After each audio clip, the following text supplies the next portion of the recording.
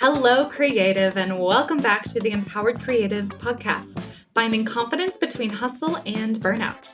I'm your host, Victoria Hines, creative career coach, helping creatives just like you navigate those twists and turns in your career. I'm really excited about my guest this week on the show. Her name is Rachael Ashe. She is a graduate of the Creative Photography program at Humber College in Ontario and is self-taught in paper cutting and sculpting. She creates hand-cut artwork and installations from paper. Her work is an intersection of the disciplines of art, craft, and design, and she credits her former position as a photographer at the Textile Museum of Canada and an extensive exposure to handcrafted textiles as a major influence on her work with paper to this day. She's exhibited across Canada, the US, the UK, as well as been published in Uppercase Magazine and the books Design Genius, Paper Play, and Rag and Pulp. She lives and works in beautiful Vancouver, BC, and the unceded traditional territory of the Musqueam, Squamish, and how do you pronounce the last tribe? I should have asked you before we started this. Musqueam, Squamish, and Tsleil-Waututh. Tsleil-Waututh. I was familiar with Squamish, but the other two are new to me. Amazing. Well, welcome to the show, Rachael. Thank you so much for having me. I'm excited about our conversation. Me too. We had that little previous quick conversation, and I'm excited to dive in deeper to what we were talking about. Biggest question, I always start the podcast with this. What do creatives need to know is possible today? That's a big question. I think that anything is possible and that everyone is creative, right? Like often creatives are only thought of as artists. And I think creativity comes up in every area of everyone's life. And it's creativity is everywhere and in everyone. I love that too, because there's so many, we often feel from a young age that like if we're not doing one version of a creative life or career, then that's maybe considered a failure. But I think it's so beautiful to recognize that creativity can show up anywhere. And it's kind of a personal choice on how to interweave it into your life.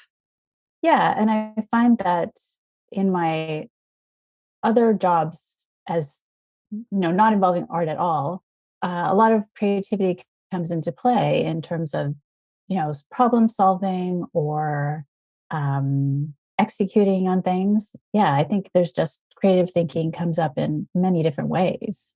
Absolutely. I'm excited to dive into your other jobs because I think many people who listen to this podcast have creative lives as well as maybe jobs that are paying the bills that they also maybe enjoy too. But before we dive into that, I want to know a little bit more about what got you into art and being an artist in the first place. Yeah, I've always been an artist ever since I was a little kid. Art class was always my favorite thing at school. Did art all through high school. Mostly focused on drawing and a little bit of painting. And when I was making the decision of what to go to school for, to go to college, I ended up deciding to focus on photography instead of art because I just lacked confidence in my drawing and painting skills and felt more confident in my photography skills. So went to school for photography at Humber College and then have worked as a photographer for quite a long time, including at the Textile Museum of Canada.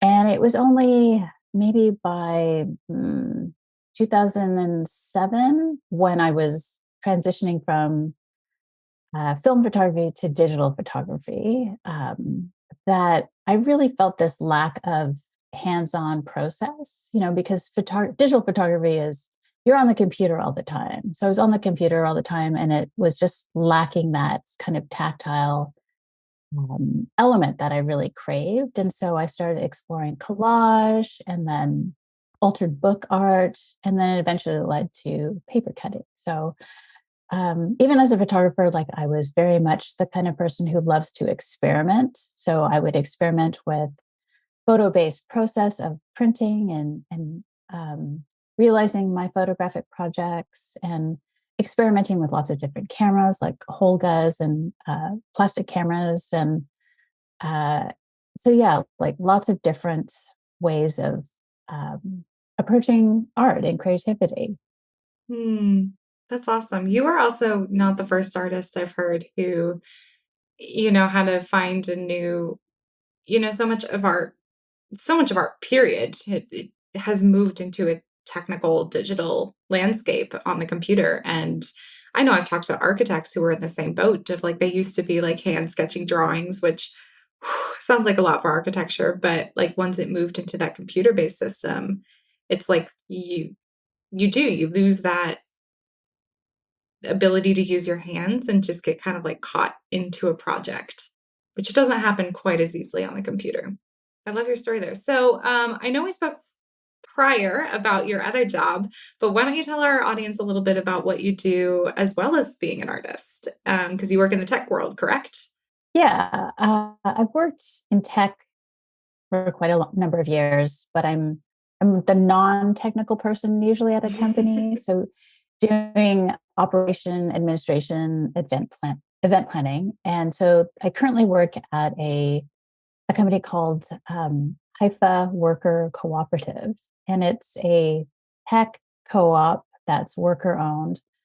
I sound like a socialist probably saying that, but and I'm No. the operations coordinator there, and it's a remote job and it's a new role there. So I'm really helping them kind of improve process,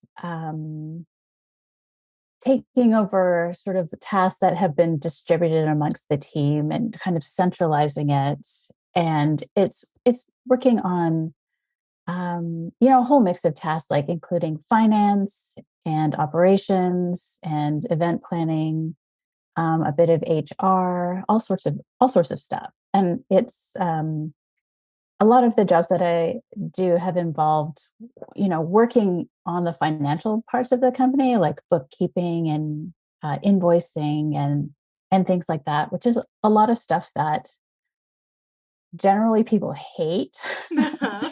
And definitely artists really hate the finance part. And so it's been for me like a great exposure to being comfortable with doing those kind of tasks Ah. and understanding them and trying to make other people comfortable with them. Like, yeah, everybody's always uncomfortable with financials. So Yeah, absolutely. I mean, it's not money's such a weird thing. And I mean, I feel like we could have an entire different like podcast about this, but like money mindset and kind of getting over that hump of not being afraid of money, especially as an yes. artist, and recognizing that it's just another tool that's there for you to do the work that you want to do.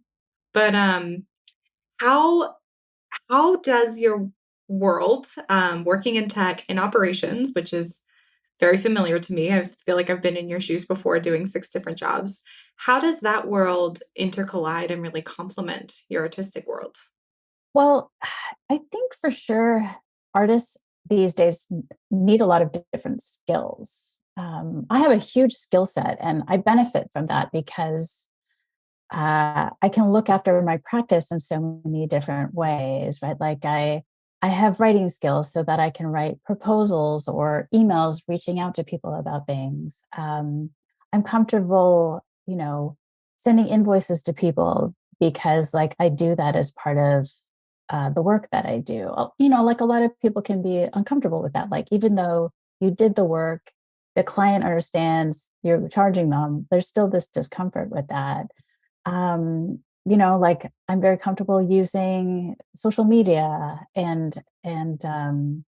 doing marketing that way, right? Like you have as an artist, you that's another area that you have to understand is like how do you market your work and even exploring a little bit of turning my work into NFTs. Like I have a certain level of understanding of that because of working in tech or and having a very technical life partner too. So it all sort of helps, just being able to kind of function as an artist, and have a practice, I guess, that is active and yeah, trying to be a professional artist. I just feel like you need so many skills. Like even because I'm a photographer, I can also photograph my own work and, you know, document it in the way that I want it to be presented to the world. So yeah, that's yet another skill that, like, if you don't have that, then you're paying someone else to do it, though. Although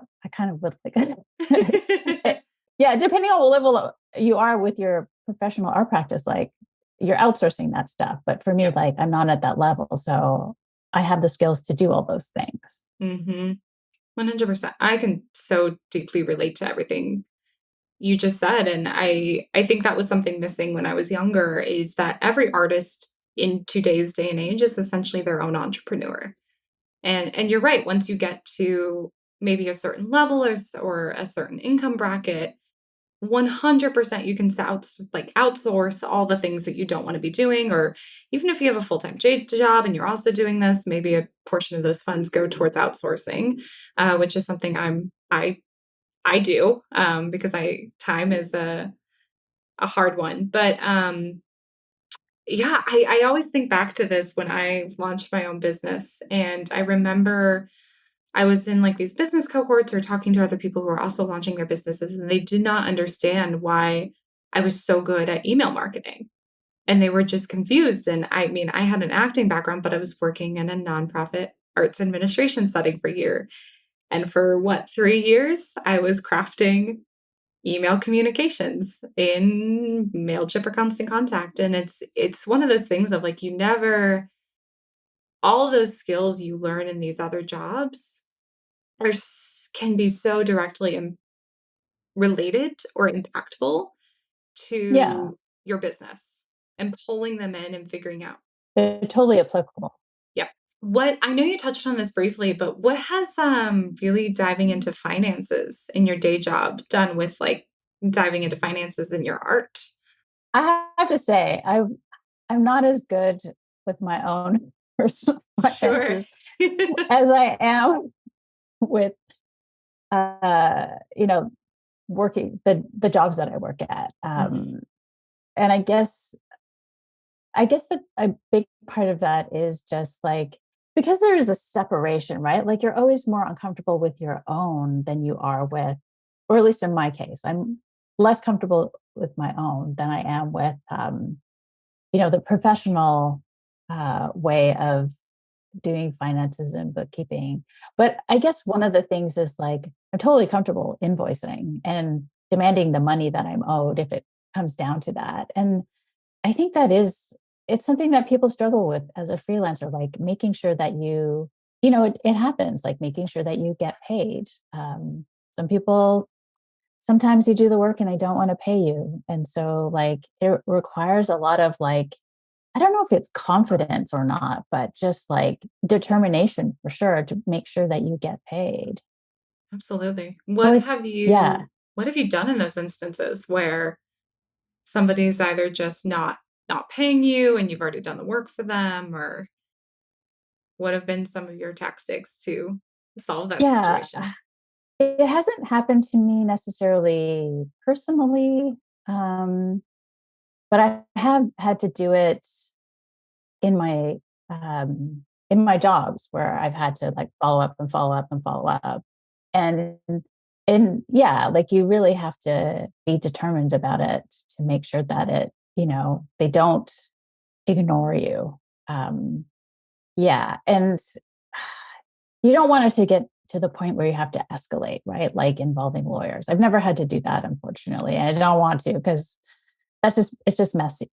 Well, and luckily, I think as an artist, most of the time, whether it's a service or a project, there's ways to protect yourself in the contract to Yeah.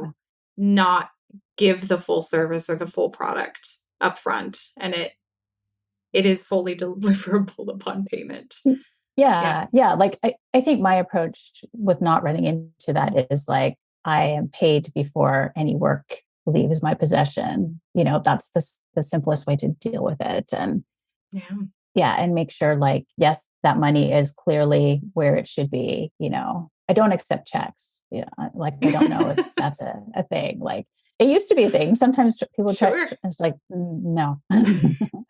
Yeah, 100%. I mean, I don't know about you, but especially when you're the only person running your own business, um, it's so easy to want to bend over backwards to just meet people where they're at, especially if you're wanting to get paid. But I've also found like standing behind the process I put in place for getting payment is so incredibly important. Of, I want to meet people where they're at, but I don't want to create five different processes for people to pay me.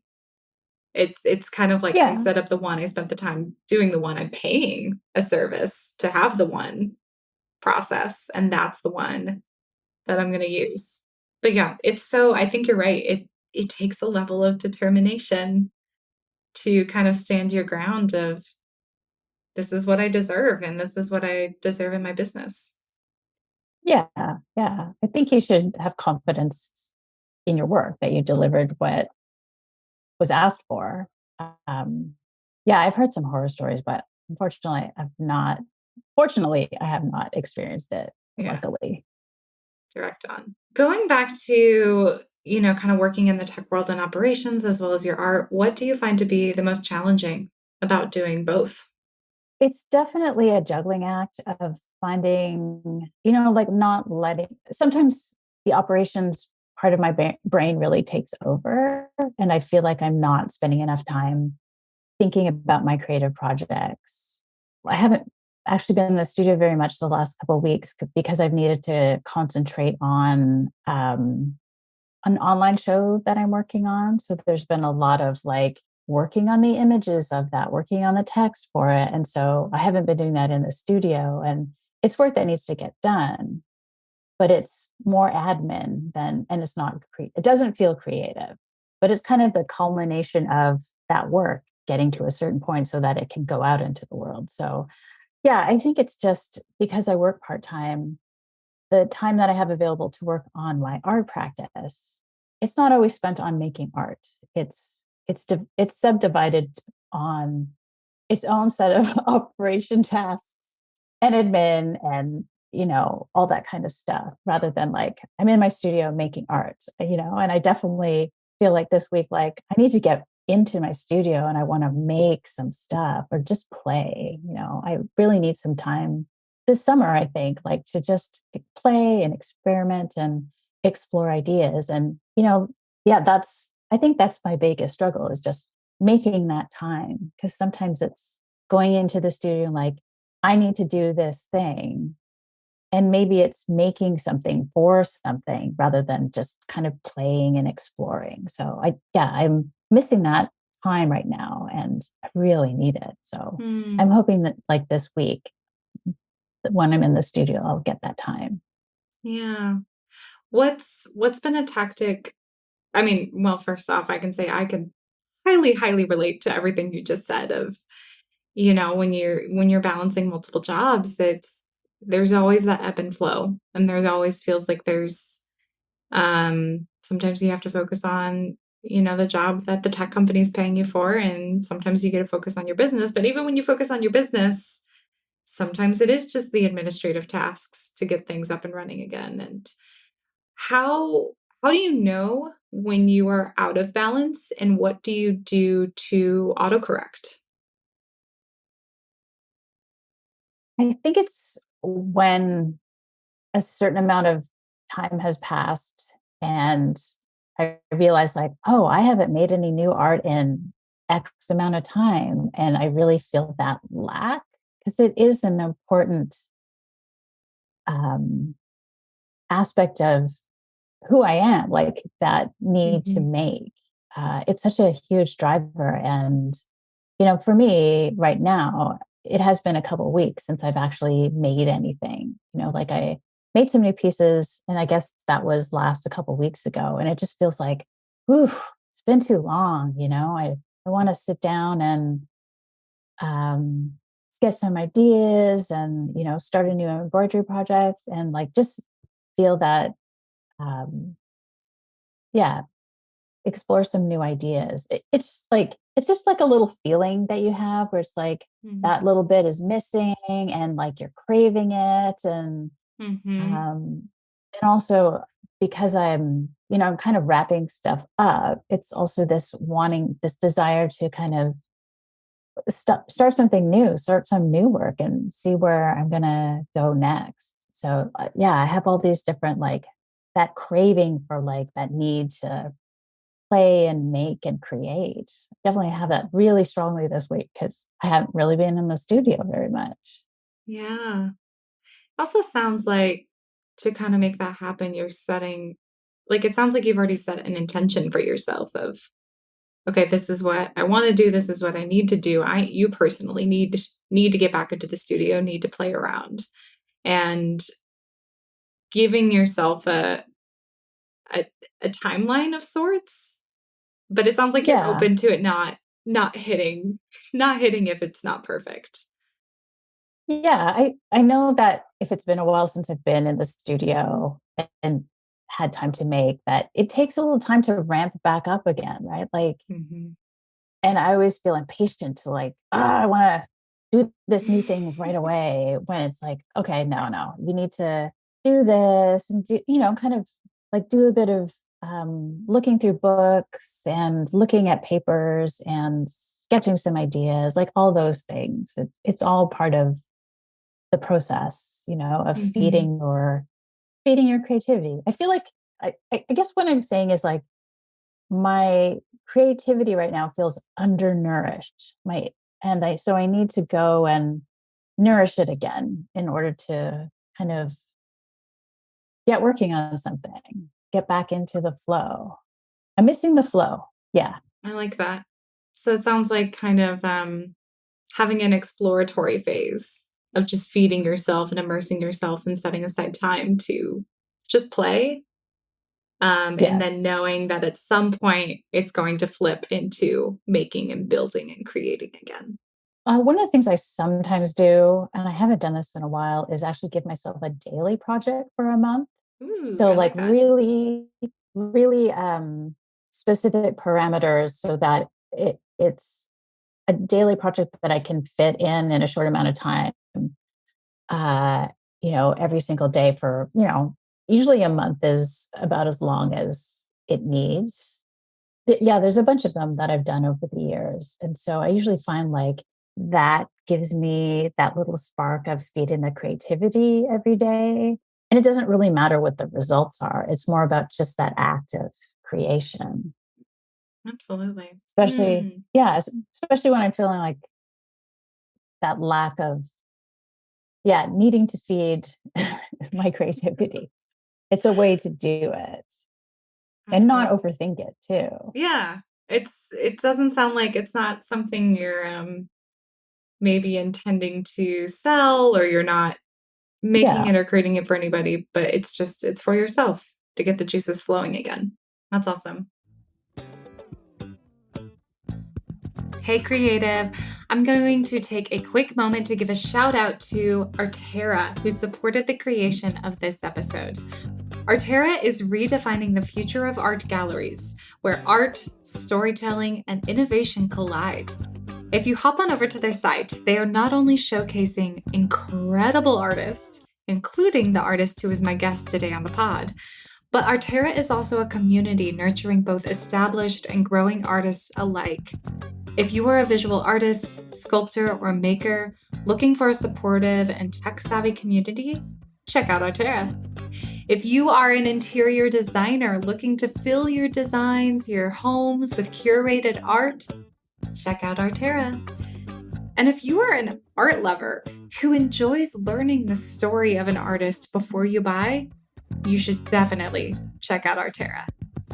Alrighty, let's dive back into the show.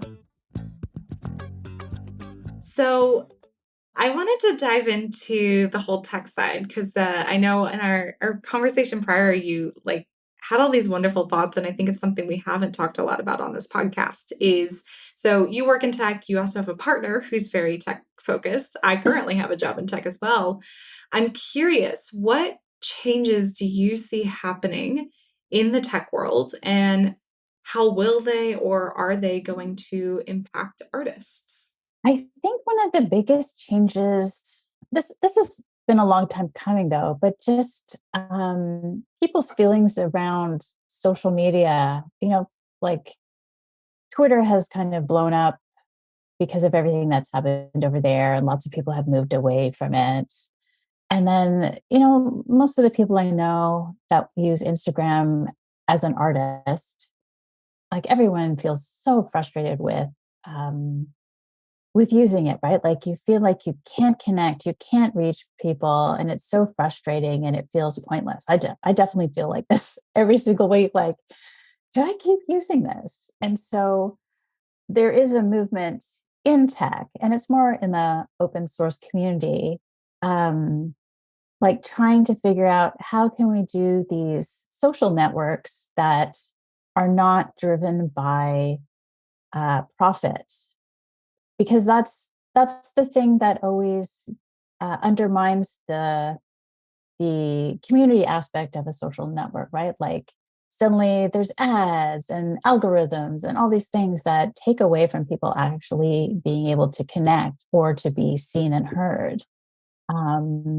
Yeah, so that's something that I see with distributed web projects and an open source project. And I'm not an expert on it by any means, but it's just kind of what I observed. So yeah, I think I'm interested to see like what will new social networks look like. And a lot of people who have moved off of Twitter are now on Mastodon, which is like a version of Twitter but different, not controlled, not centrally controlled. It's more of a distributed web style of a Twitter. And also, hopefully, nobody's going to come at me with misdescribing these things. I'm hoping I'm getting it right, because I don't actually use Mastodon, but my partner, he's been like, "Why don't move to this now?" And for me, like, I'm not sure I want to move to yet another social network. Like, I sort Mhm. of have a fatigue around them, even though I want to connect with people. And then I guess another thing is like people are really thinking about and concerned about like AI. Um, Mhm. like AI generated images or chat GPT and those sort of things taking away from artists. And I think what I said to you was like, can we use these things for, the kind of tasks we don't actually want to do? Like artists, the point of them is to like make time so that we can make art, not take away art from artists. Mhm. Like please someone get AI to do my taxes or other things like that rather than like make my art for me. I don't need that. Right.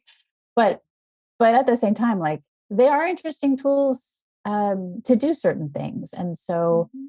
it's still in early stages of like what is this and what does it mean for us, but there's lots of anxiety um, around what they are and what they could mean and how they could potentially destroy the world is one of the many like things being talked about. Like I don't know.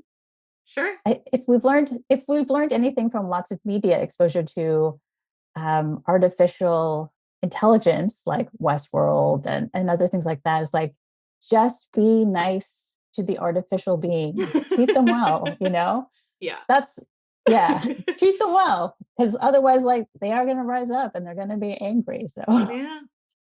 you I can't blame mean, them for that. no, you can't. I mean, tech is, at the end of the day, and I think this is really hard to remember, tech is a neutral object. AI is completely neutral. It has zero stakes in Yes. any game. It's all about what we as humans do with it and how we treat it. And yes, is it going to change our culture? And, we as a culture are going to start grappling with like, what does it mean? And how do we integrate it into our lives? What do we see as taboo, etc. But it's not AI itself. It's us as humans grappling with the new technology. And I completely agree that I work for an automation and integration company, and there was one thing working in nonprofit arts administration when I hopped into that job, I think in 2016, I was baffled by the amount of data entry, and like I would spend hours cleaning up data, hours upon hours upon hours. And I looked back at that job and there was moments where I was sitting there and I was like, a human was never meant to do this. This was never meant, because I knew I was making mistakes along the way. I was really good, but I was like, this is not good. And like, that's something I realized with automation and integration is those repetitive tasks, the things that happen over and over and over and over again, that don't, at the end of the day, when we as humans do them, they don't require much thinking, but they take time.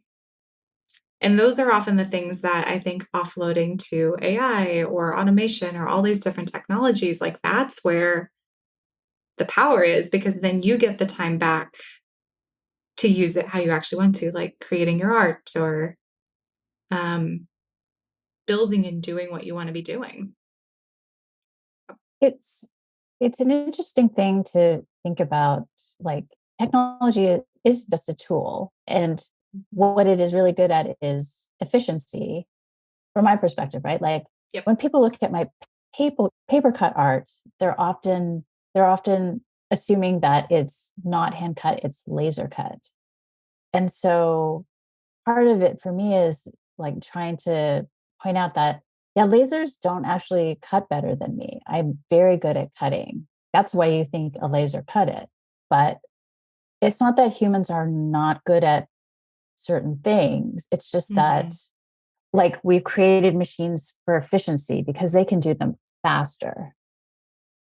Absolutely. Not better, just faster Sure. Just faster and yeah, with I a think laser. there's, yes. Cooler. But I think there's, this is a really cool moment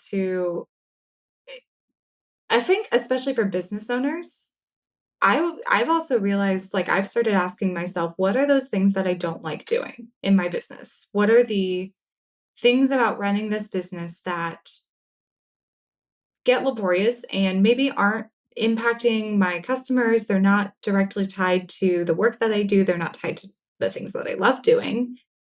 And are there ways that I can start offloading those things to AI or other technologies? And I mean, I'll be fully transparent. I'm playing around with making show notes via AI for this podcast. And it's actually pretty brilliant because, I would have to sit there and re-listen to the conversation I had for like 45 minutes and then take notes and then go spend another 30 minutes typing them up. And all I was doing was creating a summary of what we are going to be talking about on this podcast. But the part I love is the conversation with you, Rachel, and not sitting there and typing show notes. So being able to offload those things or even just get an idea of what to start writing with is it's a nice area to have some time back. Yeah. Yeah. I think, you know, Chat GPT, um, my partner's business partner has used it to generate uh, sort of not tech support emails, but like those kind of spammy inquiry emails. Yeah. And it's really funny. But yeah, why not use GPT to respond to things? You're just like, this would take me a lot of time and brain power, and you could do it, and I can just tweak it. It's like an Mhm. assistant. Yep, exactly. Yeah, that's really cool. What do you think has been your most valuable asset as an artist? Oh, what is my most valuable asset as an artist? I think it's actually community. Um, you can't really be an artist without community, right? Like, you need people to show up for you, support you, interact with you on Instagram, buy your work, help promote the things that you do. Like, yeah, I think community is so important. It's one of the things I've actually been struggling with lately is just like feeling a lack of community, even though I've been part of a community. And it's just like, what is this, my post COVID network community look like? And it feels like it needs a little tending, like a garden, like my creativity also needs tending. So, Absolutely. What do you feel like is the aspect that's missing the most that maybe you're seeking? I think it just for me, like I haven't quite gone back to uh pre-COVID social life, of seeing people regularly and catching up or doing studio visits and that sort of stuff. So I think that's what it needs, like just reaching out more, right? Like because it requires you have to reach out as much as people reach out to you, or you have to reach out and not wait for people to reach out to you is I think what it is. And so yeah, I guess I've just been busy with this new job and other things and really feeling like, okay, that also needs a little bit of work. A little bit of nurturing. Yeah, that makes sense. All right, our time is almost coming to an end. So, my last question for you is, what advice would you give to an artist who is looking to feel more confident in their career today? I think going back to community, right? Like, who are there artists around you? Like, if you're not feeling confident in your work, like, bring people together and in person is best, really. And like, get them to look at and talk about your work. Um, Talk to them about the things that you're struggling with and ask for advice. Like I think that'll help you build confidence. Definitely, like when I'm struggling, I've done this in the new studio where I am, brought in, my next door neighbor because I'm like, I was struggling with some how to frame some of the work and I needed a second opinion. And I wasn't sure if like we had the relationship where we could do that. But having her come in and she actually brought her partner who happened to be a framer and I didn't know that. And like we had this like I told them what I was struggling with and like their advice was amazing. And so that just really like was energizing and made me feel more confident about the work and also helped me like sort out the issue that I was having. So yeah, like, Mm, that's one way that you can build confidence. Like you need to get yourself and your work out into the world. And sometimes online is not enough. Like in person is always best. yeah, I love that. All right, Rachel, where can we connect with you and what's going on in your world? You can visit my website at rachaelashe.com. And oh, by the way, my name is spelled Rachael, because often people get it wrong. You can find me on Instagram at Rachael_Ashe. Yeah, I think those are the two best places to find me. Amazing. Awesome. Thank you so much, Rachel, for this conversation. I feel like we could have talked for longer, but maybe a second episode Yes. in the future. Yes. Yeah, thank you so much for having me. It's been really great to like chat with you. It's fantastic.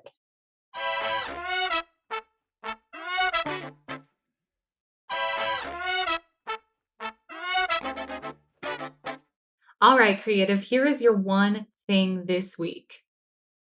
I want you to nurture your community, just like Rachel said. What's one area that you are currently feeling challenged with in your business or your art? Now identify who in your community can you ask for advice or wisdom in this area. Reach out to them this week.